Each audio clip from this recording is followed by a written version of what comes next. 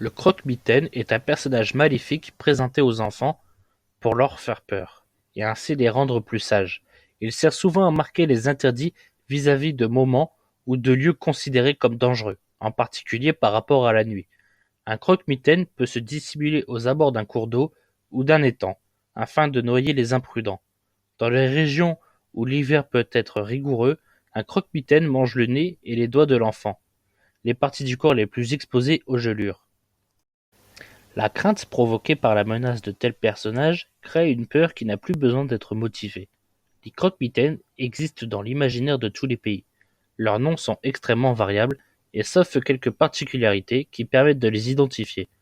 Leur aspect est assez mal défini, ce qui, dans une transmission orale, permet à chacun de s'imaginer un être d'autant plus effrayant. Homme, femme, animal.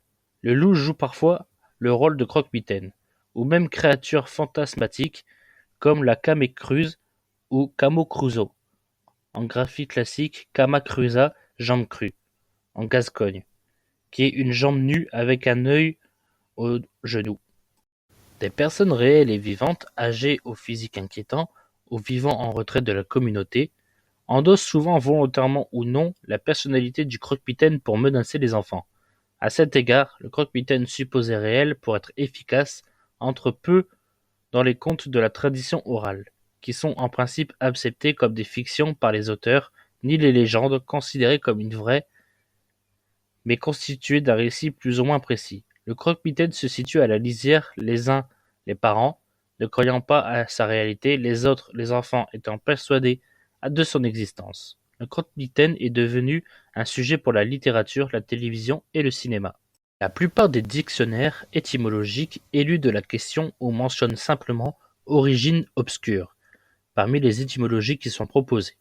Aucune n'est véritablement convaincante. Le mot croque-mitaine apparaît dans la littérature au début du XIXe siècle. Colin de Plancy lui consacre un article dans son dictionnaire infernal. Avec un renvoi à l'entrée, Babot, on le trouve à maintes reprises chez Victor Hugo et dans la chanson de Pierre-Jean de Béranger, Les Myrmidons, datée de décembre 1819.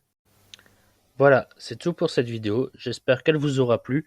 N'hésitez pas à mettre un like et à partager, ça nous ferait extrêmement plaisir. Et moi je vous dis à la prochaine. La prochaine vidéo que je ferai sera sur Barbe Noire. Allez, à plus!